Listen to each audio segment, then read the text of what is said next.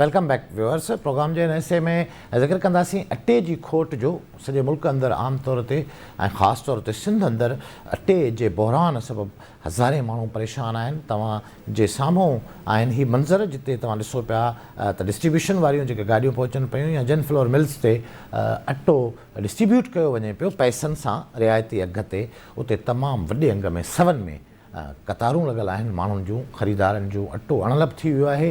अटे जो बहिरान केसीं ताईं रहंदो? सरकार छा पई करे? वफ़ाक़ी सरकार जे हवाले सां अॼु वज़ीर आज़म शहबाज़ शरीफ़ जे तरफ़ां समूरे हिन बहिरान जी ज़िमेदारी जेका आहे उहा सूबनि ते लागू कई वई आहे। शहबाज़ शरीफ़ जो चवणु आहे त अटे जो जेको बहिरान आहे उनजो ज़िमेदार वफ़ाक़ न पर सूबा आहिनि। हिन समूरी सूरत हाल जे हवाले सां सिंध सरकार तहरुक में नज़र अचे पई। गुज़िरियल ॾिहाड़े सूबाई वज़ीर शर्जील इनाम मेमून ऐं मुकेश कुमार चावला हिकु प्रेस कॉन्फ्रेंस पिणु कई हुई। फ्लोर मिल्स मालिकनि सां गॾिजी उन्हनि ऐलान कयो त ईंदड़ 2 ॾींहंनि में अटे जो बहिरान सिंध अंदरि ख़तमु थी वेंदो।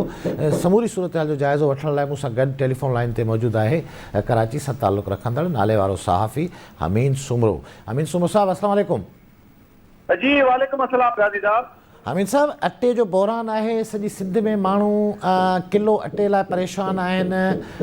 सिंध सरकार छा पई करे? वफ़ाक़ी सरकार जो मौक़ुफ़ त वाज़े अची वियो आहे साम्हूं त हू वफ़ाक़ी सरकार जो ख़्यालु आहे त इन समूरी सूरत हाल जी जेका ज़िमेदारी आहे उहा सूबनि ते लागू थिए पई। आम माण्हू जेको बेपहुच आहे, ग़रीब आहे, उहो पहिरियां बेरोज़गारी हथां सतायल आहे, महांगाई हथां सतायल आहे। हाणे खाइण लाइ माण्हुनि खे अटो बि कोन पियो मिले। अमीन साहब जी गाज़ी साहब, यकीनन न सिर्फ पूरे पाकिस्तान पर सिंध में भी जेको आहे अटे जी सूरत हाल इंतिहाई तशवीशनाक आहे। ख़ासि तौर ते जेके रातो रात अघ वधाया वञनि था उनजे करे न सिर्फ मज़दूर तबिको, ग़रीब माण्हू, मुतवसित तबिके वारो, विचे क्लास सां वास्ते रखंदड़ माण्हू, सरकारी मुलाज़िम समेत असां तव्हां सभु यकीनन मुतासिर थिया आहियूं। ऐं उहो अटो जेको 60-65 रुपए में मिलंदो हो उहो अटो हिन वक़्तु जेको आहे उहो 140 ऐं 150 जे क़रीब जेको आहे उहो मिली रहियो आहे। माण्हू सख़्तु परेशान आहिनि।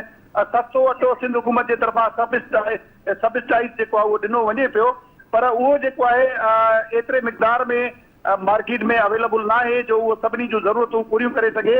ऐं उनजी क्वालिटी ते बि सवे जेके आहिनि उहे निशान जेको आहे उनजी क्वालिटी ते जेको आहे उहो सवे सवाल जेके आहिनि उहे जनम वठनि था। उन जूं काफ़ी इलाइक़नि मां शिकायतूं अचनि पियूं त उहो अटो जेको आहे उहो खाइण जहिड़ो न आहे। पर उनजे बावजूद बि जेको ग़रीब माण्हू आहे जंहिं वटि ज़रिया न आहिनि उहो मजबूर आहे ऐं लाइनुनि में कतारुनि में लॻी करे उहो अटो वठण ते मजबूर आहे। तव्हां खे यादि हूंदो त कुझु ॾींहं पहिरीं मीरपुर ख़ास में हिकिड़ो ॾुखो ईंदड़ वाक़ियो पेश आयो जो हिकु 7 न्याणियुनि जो वालिद जेको आहे उहो अटे जे हुसूल जे लाइ लाइन में बीठो हो ऐं उहो जेको आहे जेका उते अटे जे हुसूल जे लाइ जेका उते माण्हू पाण में विड़िया पए ऐं हिक ॿिए खे धिका पे ॾिनऊं। उन में वीचारो हू जेको आहे फोत थी वियो। ऐं जेको आहे कल्ह उनजे लाइ 10 लाख रुपए जो ऐलान त खुराक वारे वज़ीर कयो आहे, पर इहो जान जो अज़ालो यकीनन कोन्हे को। बिल्कुलु इहे जेके मंज़र आहिनि अमीन साहब, इहे जेके मंज़र आहिनि जीअं तव्हां ॿुधायो पिया त भीड़ जे करे, रश जे करे, पीउ जे करे हिकु पौरियत माण्हू पंहिंजी ज़िंदगीअ खां महरूम थी वियो। हू घुरे छा पियो? अटो ऐं सरकार जे तरफ़ां मिलंदड़ रिआयती अटे वारी लाइन में लॻल हो। काल्ह जेको मुकेश कुमार चावला साहब ऐं शर्जील मेमून साहब जी प्रेस कॉन्फ्रेंस हुई फ्लोर मिल मालिकनि सां, उन में तव्हां मौजूदु हुआ। मुख़्तलिफ़ सुवाल हुआ सहाफ़ियुनि जा सूबाई वज़ीरनि खां। सिंध सरकार हिन हवाले सां पंहिंजे हिसे जो किरदारु अदा करे ऐं सरकार इहो ऐलान कयो आहे त 65 वारो जेको 65 रुपयनि वारो अटो सरकार जे तरफ़ां मुहैया कयो पियो वञे सॼी सिंध में। तोड़े जो उहो घटि मिक़दार में आहे जीअं तव्हां ॿुधायो, पर हाणे जेका ओपन मार्केट आहे उन में बि हुकूमत कोशिशि करे पई त फ्लोर मिल मालिकनि सां मिली करे अटे जो जेको अघु आहे उहो 95 रुपयनि ताईं खणी अचे ऐं हीउ जेको रिआयती अटे जी सेल आहे उहा बि जारी रखे। इन ते अमल थींदे नज़र अचे पियो अमीन साहब? इन फ़ैसिले सां आम माण्हुनि ताईं रिलीफ पहुचंदो या वाक़ई इम्प्लीमेंट थी सघंदो? त गाज़ी साहब, उम्मीदुनि ते दुनिया क़ाइमु आहे। असां उम्मीद ई करे सघूं था ऐं हुकूमती दावा मुख़्तलिफ़ मामलनि ते जेके असांखे नज़र ईंदा आहिनि यकीनन उन्हनि ते अमल थींदे नज़र कोन ईंदो आहे। पर उनजे बावजूद बि जेका कल्ह प्रेस कॉन्फ्रेंस हुई वज़ीर खुराक जी ऐं वज़ीर इतलात जी, उन में तव्हां बि मौजूदु आहे। तव्हांखे यादि हूंदो त मूं बि हिकिड़ो सवाल कयो उन्हनि खां त न सिर्फ़ु इहो अटो तव्हां 65 रुपए में जेको आहे ॾियो पिया ट्रकुनि जे ज़रिए मुख़्तलिफ़ इलाइक़नि में, पर जेको आम दुकानदार आहे छो त इहे स्टॉल जेके आहिनि हर इलाइक़े में लॻल कोन्हनि के आम दुकानदार जेको आहे उन खां हर माण्हू अटो वठे थो। ऐं ॿी ॻाल्हि इहा त 10 किलो जो थेलो आहे। तव्हां इहो तसवुरु कयो त जेको थेलो 650 रुपए में ई आहे त उहो 700 रुपया ॾियारी खणण वारो ऐं 500 ॾियारी खणण वारो जेको माण्हू आहे उहो हिकदमि इहो 650 जो अटो कीअं वठंदो। असां वटि अक्सर मज़दूर तबिको ऐं ॿियो हमीद साहब जेकॾहिं उहो अटे वठण वारी लाइन में बीहंदो 200-500 माण्हुनि वारी कतार में अटो वठण लाइ सस्तो अटो वठण लाइ बीहंदो त होॾां हुनजी ॾिहाड़ी ज़ाया थी वेंदी। आम माण्हू त इंतिहाई तकलीफ़ में आहे न, हू पंहिंजे बचनि जो पेट गुज़र करण लाइ पोरियो करे या सॼो ॾींहुं लाइन में बीही करे अटो वसूल करे।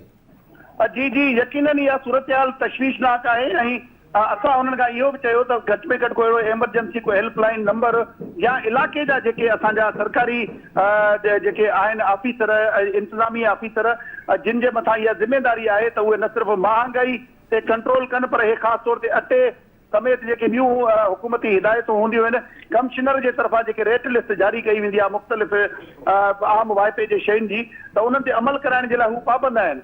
पर बेहसी चइजे ऐं नाअहली चइजे असांजे सरकार जी जो उहे जेके ऑफिसर आहिनि उहे पंहिंजो मुअसिर किरदारु पहिरीं बदा कोन कंदा रहिया आहिनि ऐं हाणे बदा कोन पिया कनि ऐं उनजी तवजह बि जेको आहे तव्हां असां साथ ई उनजी ॾियारींदा रहंदा आहियूं। न सिर्फ़ु हींअर पर तव्हांखे यादि हूंदो त जॾहिं रमज़ान ईंदो आहे त रमज़ान में वॾा हुकूमती दावा कया वेंदा आहिनि, सब्सिडी ॾिनी वेंदी आहे मुख़्तलिफ़ शयुनि ते यूटिलिटी स्टोर जे तरफ़ां ऐं ॿियनि हुकूमती इदारनि जे तरफ़ां जेको आहे मुख़्तलिफ़ शयूं सब्सिडाइज़ कयूं वेंदियूं आहिनि पर अमल कोन थींदो आहे। उहो इन जे करे कोन थींदो आहे छो त इंतिज़ामी ऑफिसर जेके आहिनि उहे इंतिहाई नाअहल आहिनि ऐं करप्ट आहिनि। उन्हनि जा बीटर रखियल आहिनि, उहे माण्हू वेंदा ईमानदारनि समेत जेकी बि ज़ख़ीरा अंदोज़ आहिनि उन्हनि खां उहे पंहिंजा हिसा पती वठी करे ऐं उहे चुप हूंदा आहिनि। न सिर्फ़ु रमज़ान जहिड़े बाबरकत महीने में पर अॼु बि कंहिं बि जाइ ते जेको आहे उनजी ईमानदारी असांखे तव्हांखे नज़र कोन ईंदी ऐं उहे माण्हू जेके आहिनि उहे असांजे इस्तेसाल में उन्हनि वापारियुनि ज़ख़ीरा अंदोज़नि सां गॾु आहिनि।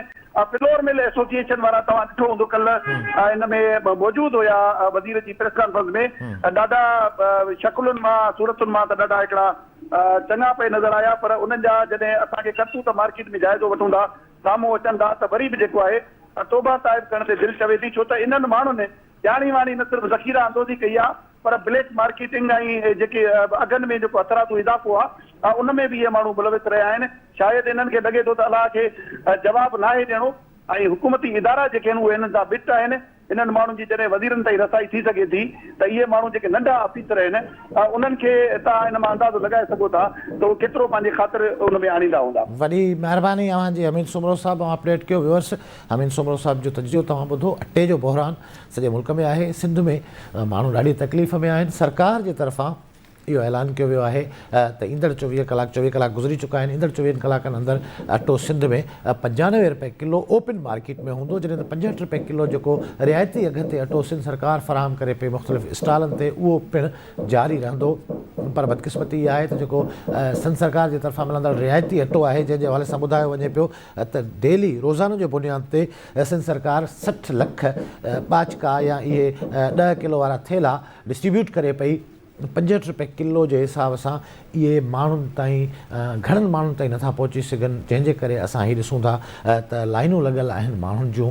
माण्हू जीअं हवालो ॾिनो हमीद साहब त फ़ौत थी रहिया आहिनि इन लताड़जी करे इन पीउ में। छा था चाहिनि? अटो था चाहिनि ऐं उहो अटो जेको 65 रुपए किलो उनखे मिले थो उहो मयारी बि नाहे। सरकार छो फ्लोर मिल्स मालिकनि या ब्लैक मार्केटिंग कंदड़नि जे आॾो एॾी बेवस आहे? सबब कहिड़ा आहिनि?